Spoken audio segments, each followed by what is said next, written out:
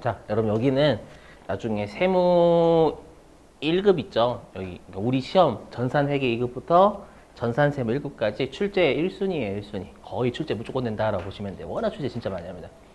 꼭 반드시 여기는 잡아주시기 권장. 그렇죠? 진짜 중요합니다, 진짜.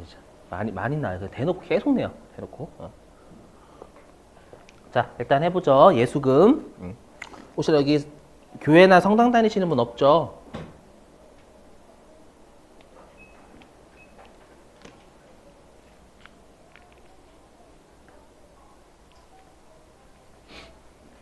죄송해요.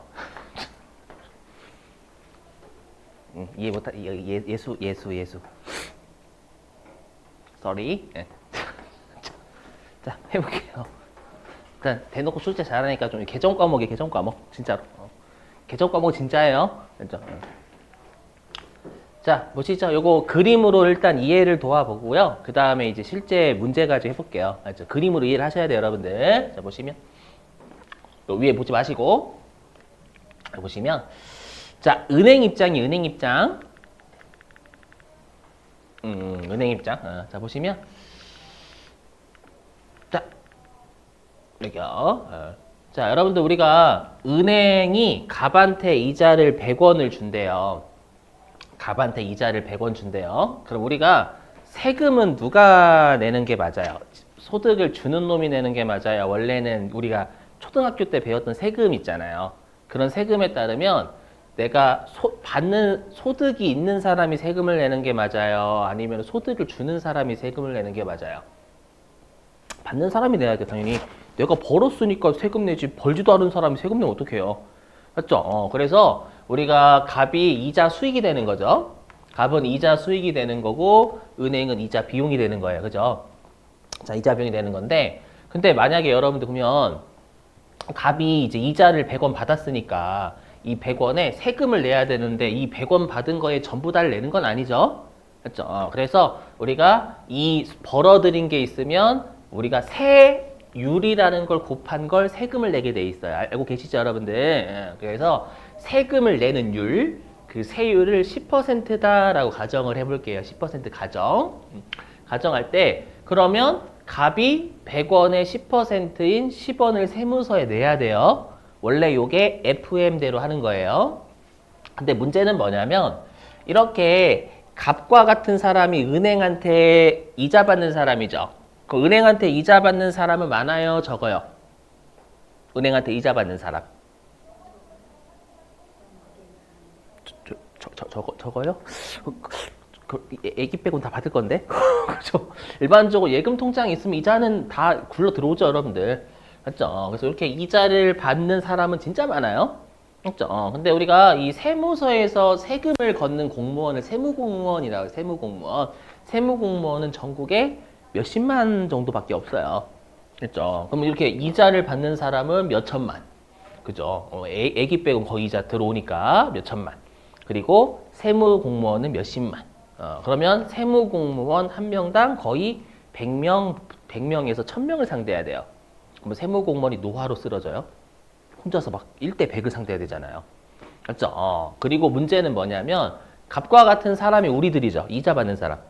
맞죠? 은행에 예금 가지고 있으면 이자 받는 사람이 우리잖아요. 그럼 우리 보고 세금 내라고 하면 잘 내요? 우리 보고 자 이자에 대한 세금을 내려오세요. 라고 하면 왜 세금 걷어? 내가 예금했는데 닥쳐라. 맞죠? 그래서 여러분들이 실제로 월급 받으실 때 여러분들 보고 세금 내라고 하면 어때요? 내가 열심히 해서 벌어들인 거 왜 나라가 뺏어가냐 이렇게 이런 느낌 들잖아요. 그죠?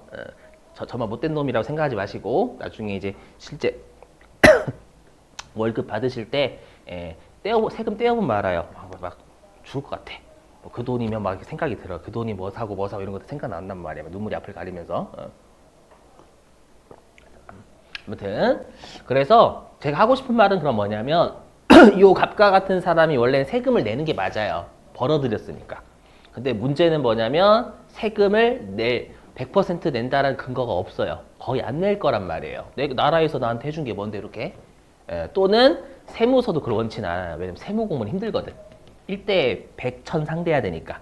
맞죠? 그래서 어떤 생각을 했냐면 그럼 이렇게 하면 되겠다. 어떻게 하면 되냐면 원래는 요 값이 세무서에 세금 10원을 내는 게 맞지만 내지 말래요.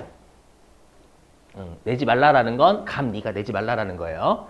네가 내지 말고요. 이제 속된 말로 누구를 족치냐면 은행을 족치는 거예요. 어떻게 족치냐면 은행한테 그러는 거 나라에서 세무서에서 은행한테 은행아 네가 갑한테 원래 이자를 총 100원 줘야 되는 게 맞는데 요 갑이 10원을 안 낼 확률이 높고 우리 세무공무원도 힘들다.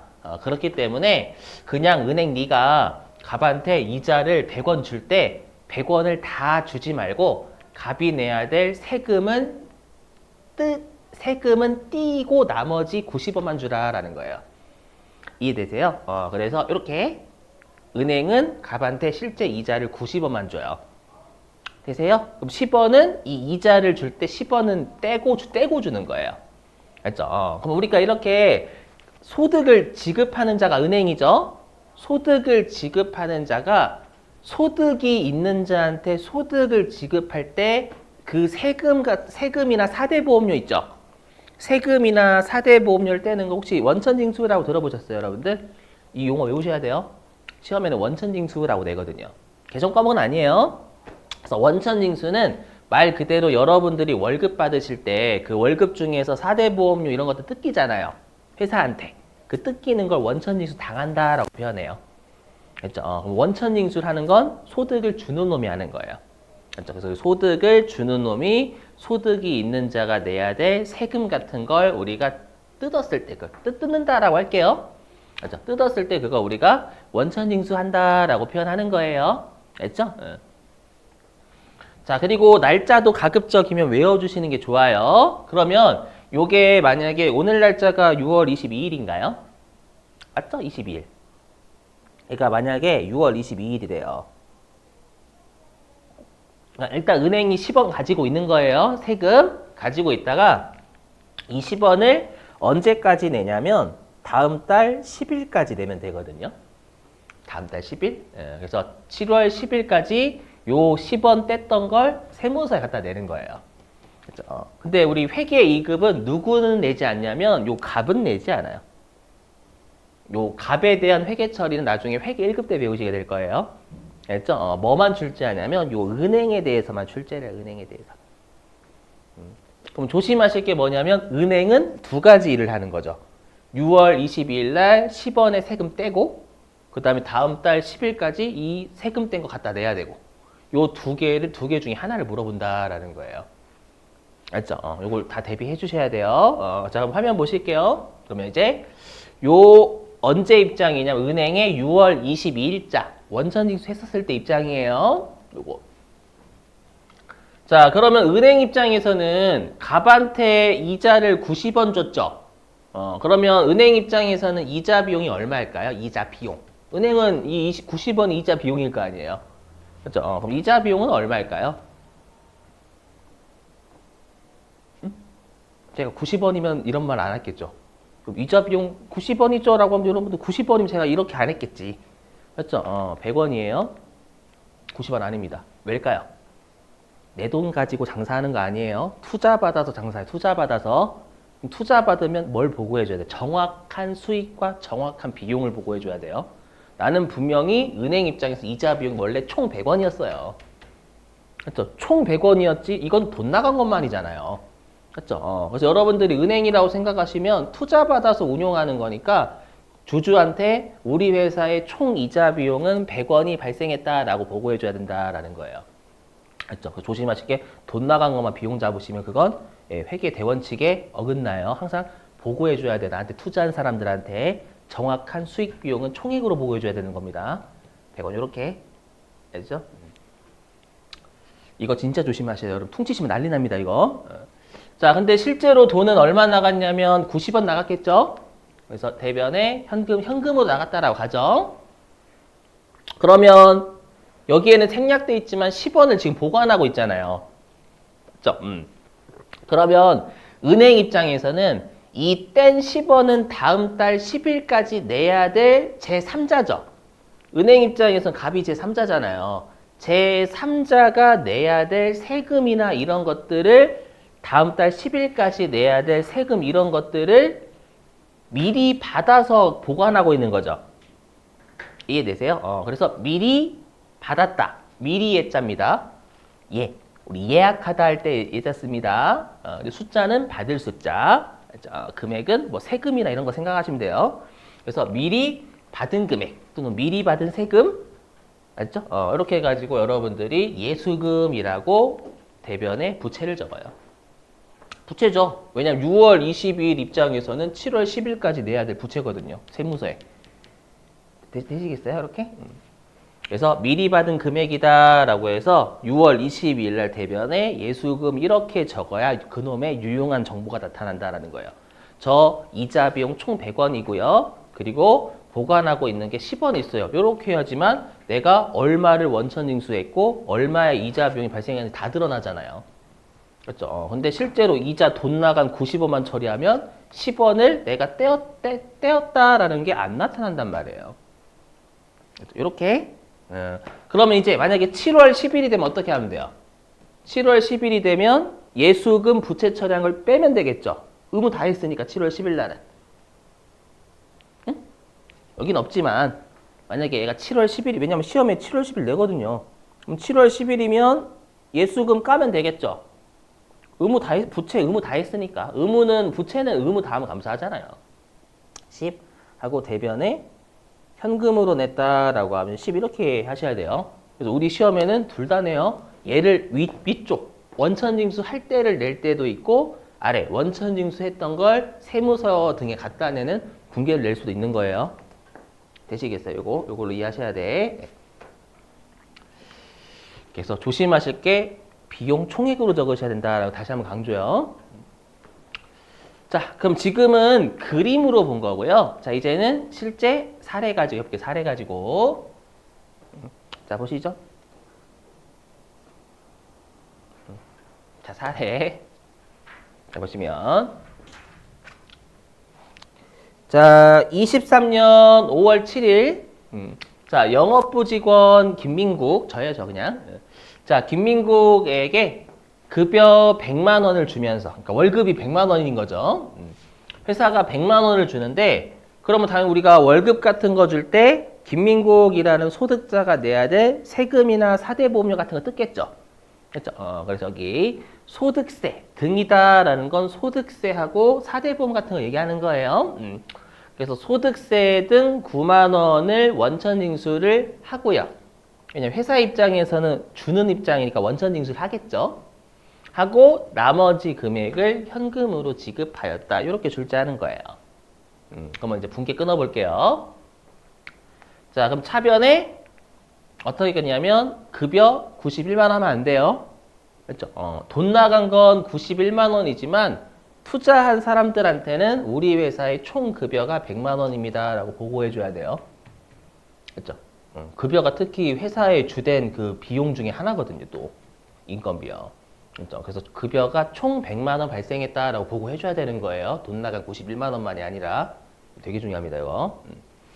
자, 근데 실제로 돈은 91만 원 나갔죠? 그렇죠? 이거 곧 설명. 91만 원. 그러면 우리가 5월 7일 입장에서 회사 입장에서는 김민국이 제3자죠. 제3자 직원. 제3자인 직원이 내야 될 세금을 미리 받은 거잖아요. 다음 달 10일까지 내야 될 걸 미리 받아서 보관하고 있는 거죠. 그렇죠? 그래서 미리 받아서 보관하고 있는 금액이다라고 해서 예수금.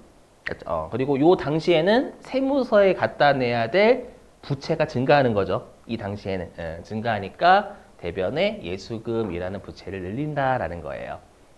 이렇게. 자, 그리고 요거 설명할게. 어차피 여러분 회계일기 보실 거니까 요거 설명. 자, 우리가 급여라는 계정 과목은 언제 쓰냐면 본사 직원의 인건비일 때는 급여라고 해요. 본사 직원. 근데 그게 만약에 공장 직원이면 임금이라고 해요. 공장 직원. 공장 직원은 임금. 그렇죠? 이게 공장 직원의 월급을 임금이라는 계정 과목 써요. 그리고 우리 어저께 했었죠. 일용직 근로자 일당은 잡급이라는 계정 과목 쓴다고 했었고, 그 다음에 나중에 이건 회계 1급, 나중에 퇴직금을 비용으로 처리하는 계정 과목은 퇴직급여다라고 표현해요. 퇴직급여 이렇게 되셨죠?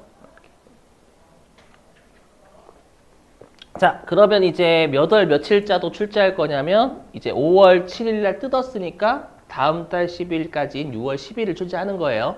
뭐를 출제할지 몰라요. 그래서 여러분들이 꼭 예수금 문제에서 확인하실 건 뜯은 날이냐, 뜯었던 걸 갖다 내는 날을 잘 보셔야 됩니다. 꼭. 자, 보시죠. 자, 여기 22년이야. 갑자기 고쳤는데. 자, 23년이에요. 죄송해요. 자, 보시면 자, 23년 6월 10일 날 5월분 급여 지급 시 원천 징수했던 금액. 그럼 여러분 우리 아까 5월분 급여 지급 시 원천 징수했던 금액이 예수금 처리했던 금액 이 뜻이죠?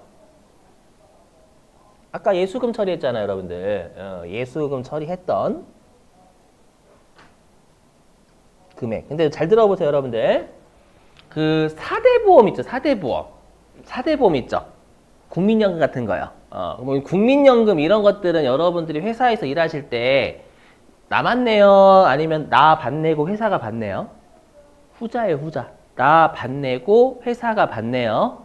알죠? 근데 잘 들어보셔야 될 게 뭐냐면 우리가 회사에서 월급을 받을 때 있죠. 월급 받을 때는 일단 내가 내야 될 4대 보험 반절 뜯겨요. 일단 반절 뜯겨요. 뜯기고 다음 달 10일 날 뜯었던 세금을 회사에서 내려가겠죠. 물론 내려가는 건 아니고 자, 알아서 해줘요. 낸다라고 내려간다고 가정. 내려갈 때 그때서야 이제 나머지 회사의 4대 보험료를 같이 내는 거예요. 그러니까 시기가 달라요. 일단 종업원한테 월급 줄 때는 종업원이 내야 될 4대 보험만 뜯는 거고. 맞죠? 그 다음에 세무서 등에 갖다 내려갈 때는 종업원한테 뜯었던 4대 보험과 회사가 부담해야 될 4대 보험을 같이 내는 거예요. 오케이? 예. 자, 계속 볼게요. 보시면. 자, 회사 부담분 4대 보험료를 각 해당 기간에 현금으로 납부했대. 이제 납부예요, 납부. 맞죠? 이거 납부예요. 납부했고요, 납부. 자, 소득세 및 4대 보험 내역은 다음과 같으며 4대 보험료에 대해서는 원칙을 따른다라고 되어 있는데 실제 시험에서는 개정 과목 줄 거예요. 알죠? 그래서 개정 과목은 신경 쓰지 마세요. 알죠? 줄 거예요, 시험에서. 자, 그럼 보니까 아까 우리가 종업원 김민국한테 급여 100만 원 줄 때 9만 원 뜯었던 거 있잖아요. 맞죠? 그러면 제가 아까도 말씀드렸지만 이때에는 종업원이 내야 될 4대 보험 같은 것만 뜯는 거예요. 알죠? 그래서 시험에 어떻게 주냐면 제일 어려운 게 이렇게 표로 주는 거예요. 표로. 그러면 아까 9만 원 뜯었었죠. 9만 원. 그 9만 원이 예인 거예요. 여기 9만 원 종업원 부담분. 알죠? 그럼 여기 우리가 근로소득세는 우리 개인이 벌어들이면 세금 내는 걸 근로소득세라고 해요. 그리고 국민연금 뭔지 아실 거고. 맞죠? 노후를 대비하기 위해서 미리 내는 거. 그 다음에 건강보험은 여러분들 의료급여 혜택 있죠? 맞죠? 우리 비급여 말고 그 의료급여 혜택. 병원 가실 때 우리가 싸게 할 수 있는 거. 그 다음에 장기요양보험은 치매를 대비하기 위해서 건강보험 일정 퍼센트를 뜯어요, 또. 그 다음에 고용보험은 여러분들 혹시라도 6개월, 회사에서 근무를 좀 오래 하셨잖아요. 근무하시다가 잘린 경우에 고용 실업급여를 받으시는 게 고용보험 내셔서 그래요. 또는 여러분들이 지금 국비 수업 들으시는 것도 고용보험 내셨기 때문에 들으실 수 있는 거죠. 됐고. 산재보험은 회사 일 하다가 다치면 우리가 회사 일하다가 다칠 경우를 대비해서 내는 보험을 산재보험이다라고 불러요. 이건 됐고 시험에서 줄 거니까. 그러면 조심하실 게 그럼 이 9만 원은 전부 다 예수금 처리했던 금액이죠. 왜냐하면 회사 입장에선 제3자한테 받아서 보관하는 건 다 예수금이에요. 그냥. 그게 소득세가 됐건 국민연금이 됐건 다 예수금이에요. 예수금. 알았죠? 근데 이제 뭐까지 내기 시작하냐면 회사 부담분의 4대 보험료를 같이 낸단 말이에요. 보시면 다 반절이죠. 반절. 맞죠? 산재보험 무시하시고 반절씩 낸단 말이에요. 그러면 질문. 회사 입장에서는 종업원한테 뜯었던 건 비용 아니죠? 종업원이 내야 될 걸 받은 거니까 그건 비용이 아닌 거예요. 하지만 이 아래에 있는 회사 부담분 있죠? 자, 요 아래에 있는 회사 부담분 얘는 회사의 비용이에요. 이건 회사 돈 나가는 거예요. 되세요? 그래서 구분하셔야 돼요. 종업원한테 뜯었던 건 예수금이었던 거고, 그 다음에 회사 부담분은 회사 돈 나가는 거 얘는 비용인 거예요. 그래서 시험에서 비용 처리하라라고 하면 종업원 부담분을 비용 처리하는 게 아니라 회사 부담분을 비용 처리하셔야 된다라는 거예요. 그래서 회사가 총 얼마 냈냐면 그래서 17만 원 냈대요. 종업원 부담분 9만 원 하고 그 다음에 회사 돈 나가는 8만 원 해서 17만 원. 그렇죠? 그럼 분계 잘 보셔야 돼요. 자, 일단 대변에 현금은 17만 원 나갔죠. 근데 문제는 뭐예요? 이 종업원 부담분은 원천징수 5월 달에 했었을 때 예수금 처리했었던 걸 낸 거예요. 그렇죠? 그래서 이 9만 원은 예수금이라는 부채 감소에 종업원 부담분은 예수금 부채 처리했던 걸 낸 거니까 의무를 다한 거기 때문에 예수금을 줄여야 돼요. 되시겠어요? 그리고 이 회사 부담분만 비용인 거예요. 그렇죠? 요거 계정가고 신경 쓰지 마세요. 시험에서 줘요. 회사 부담분은 비용 처리한다 이렇게 줄 거예요. 그 비용 줍니다. 무조건 줘요. 그렇죠? 그래서 여러분들 여기서 조심하실 건 종업원 부담분은 예수금인 거고 회사 부담분만 회사의 비용이다라는 꼭 명심하셔야 돼요. 알죠? 그리고 계정 과목은 분명히 무조건 주게 돼 있어요. 알죠?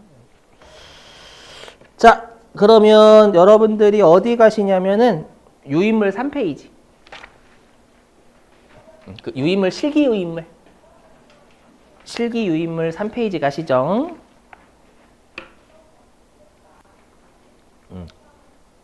자, 실기 유인물 3페이지에 19번 문제 있죠. 19번.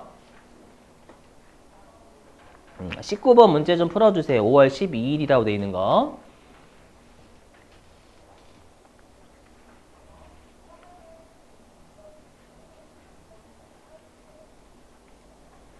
(19번) 3페이지 19번이에요.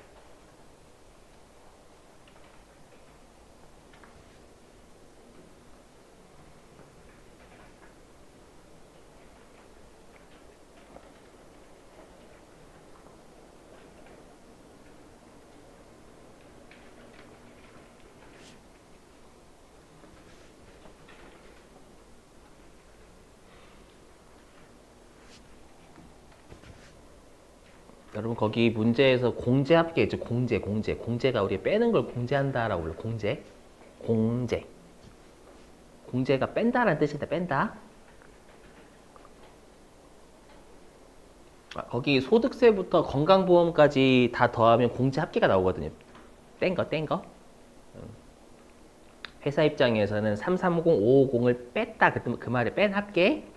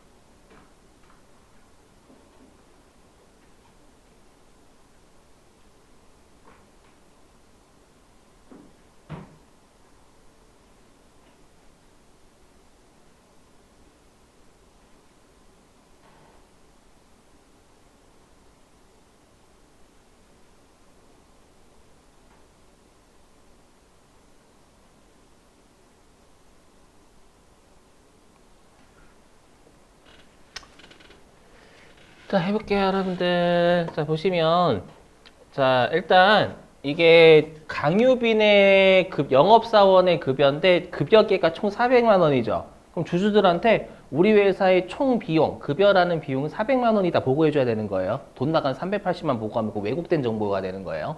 원래 실제 총 급여는 400만 원이었었거든요, 전체. 그래서 여기 5월 12일자. 차변에 급여 총 400만 원이다 라고 적어요. 여기까지 되세요? 400만 원 이렇게 차변 급여. 자, 근데 회사 입장에서 여기 공제합계 있죠. 뭐냐면 그럼 회사 입장에서 분계 끊는 거니까 그럼 회사 입장에서는 그 직원 강유빈이 내야 돼. 여기. 녹색으로 이렇게 소득세, 지방소득세, 고용보험, 국민연금, 건강보험 이런 것들 있잖아요. 요게 회사 입장에선 제3자인 강유빈이 내야 될 세금하고 4대 보험료 합친 거예요. 그게 여기 공제 합계로 오는 거예요. 공제가 빼는 거거든요. 그러니까 이 금액은 빼고 나머지를 지급했다 이 말이에요. 그럼 회사 입장에서는 제3자가 내야 될 세금을 미리 받아서 보관하고 있는 거잖아요, 여러분들. 그렇죠? 그래서 요 330, 550은 예수금이나 일단 부채를 늘려야 되는 거예요. 지금은 내야 될 의무가 생기는 거지 낸 게 아니니까. 그래서 예수금 부채 잡아라 라는 뜻이고 요 아래에 있는 지급 총액이 보통 예금에서 나간 금액이 되는 거죠. 오케이? 그래서 대변에 예수금이라는 부채 330, 550 잡고 나머지가 보통 예금 이렇게 잡히면 되는 겁니다요. 되셨죠? 이렇게. 예. 자, 그럼 얘랑 비교하실 게 20번 문제입니다. 20번 문제. 얘랑 비교하실 게 20번. 자, 20번 풀어주실게, 20번.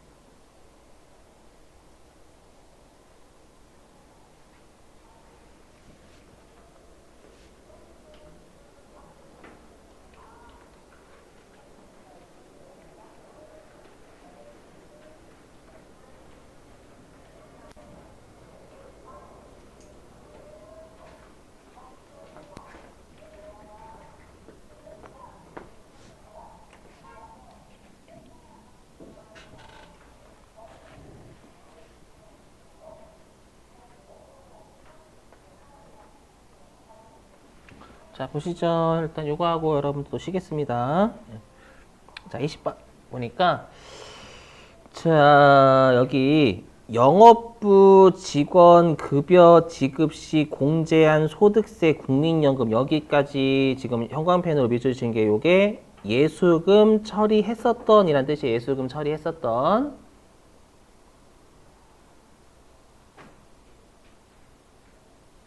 종업원 급여 지급 시 공제가 뺀 거니까 빼고 준. 그럼 뺀 금액은 예수금 처리했던 금액이잖아요. 얘하고. 자, 그 다음에 회사 부담분 국민연금. 이거는 비용 처리해야 돼요. 그래서 여기 아예 대놓고 회사 부담분 국민연금은 세금과 공과로 처리한다 이렇게 줬죠. 그렇죠? 시험에서 일반적으로 이렇게 줘요. 회사 부담분 뭐시기는 뭐로 처리하는 게 줍니다. 그러면 우리가 회사 부담분 국민연금은 800번대 세금과 공과 잡아주시면 되겠죠. 영업부 직원이니까. 자, 그럼 바로 회계 처리해보면 5월 13일 날. 자, 그러면 우리가 예수금 처리했던 걸 보통예금에서 가져져 있냐? 보통예금에서 지급했으니까 예수금의 감소가 되겠죠. 이제 의무를 다한 거잖아요. 그죠? 그래서 차변에 예수금 24만 4,100원 뺍니다. 빼고 되셨어요. 부채 감소. 그리고 회사 부담분 지금 낸 거니까 이건 비용 처리해야죠. 그 비용이 세금과 공과고요. 그래서 차변에 800번대 세금과 공과 12만 2천원 이렇게 잡아요. 그렇죠? 그럼 이 금액 합친 걸 보통예금에서 나간 거죠. 그래서 대변에 보통예금 이렇게 처리하시는 얘기예요. 그 19번하고 20번 비교 잘하세요. 출제 워낙 많이 했어요, 실제로. 알죠? 주의하시고. 자, 밑줄 치고 쉴게요. 밑줄 좀 치고. 자, 142페이지 갑니다. 142페이지 교재.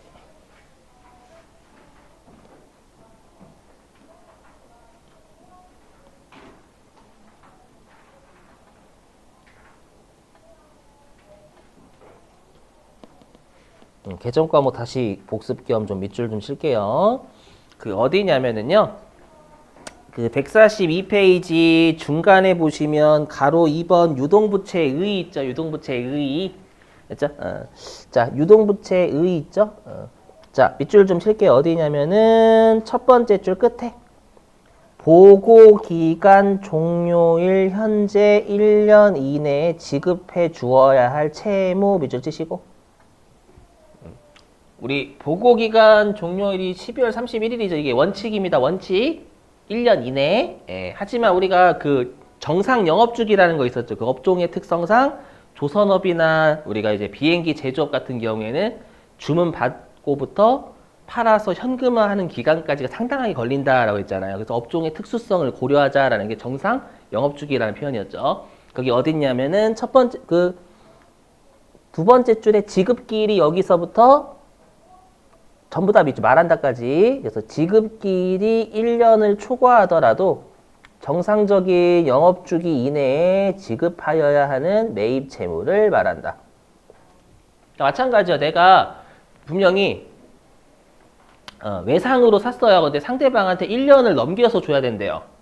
알죠? 하지만 정상 영업주기 내에 줘야 된다면 요거는 우리가 유동부채로 보겠다라는 거, 비유동부채가 아니라 주의하시고. 자, 그 다음에 가로 2번 매입채무 있죠. 일단 매입채무는 첫 번째 줄에 외상매입금과 지급어음의 밑줄. 외상매입금과 지급어음 밑줄 주시고. 그래서 일단 외상매입금하고 지급어음을 합쳐서 매입채무라고 불러요. 그래서 시험에 매입채무는 이라고 물어보면 이 두 개 더 하시면 되고요. 자, 그 다음에 이제 어디에 밑줄 치시냐면 첫 번째 줄 끝에 상품 매입 시 밑줄. 자, 그 다음에 두 번째 줄에 채무 밑줄.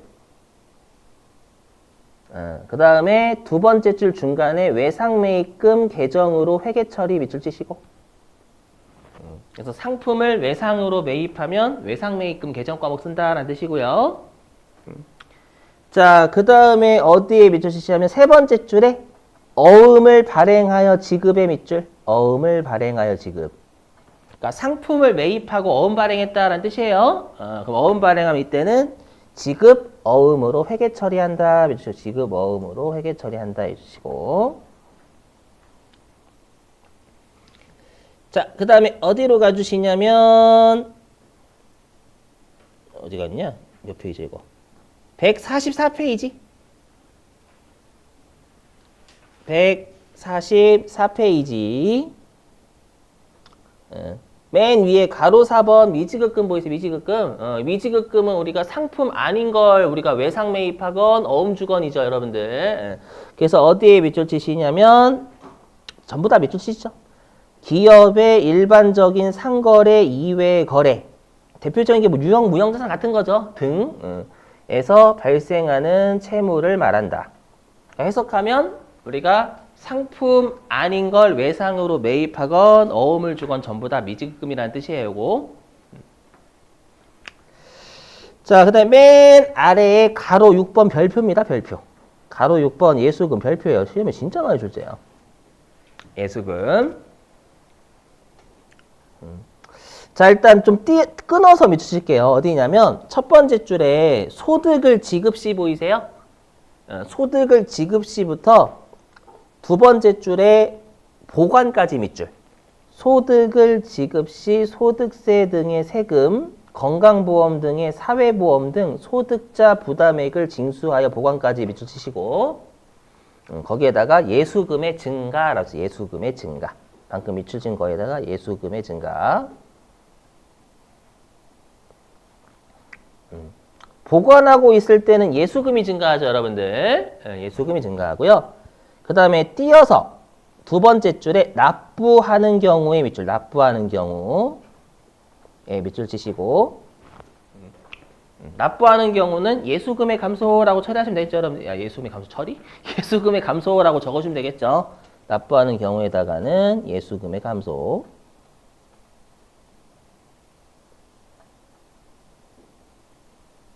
이렇게 아시죠? 좀 구분 잘 해주셔야 돼요. 물론 회사 부담분 4대 보험료는 비용 처리한다 줄 거예요. 자, 됐습니다. 일단. 자, 10분 쉬셨다가요. 우리 이제 11시 25분에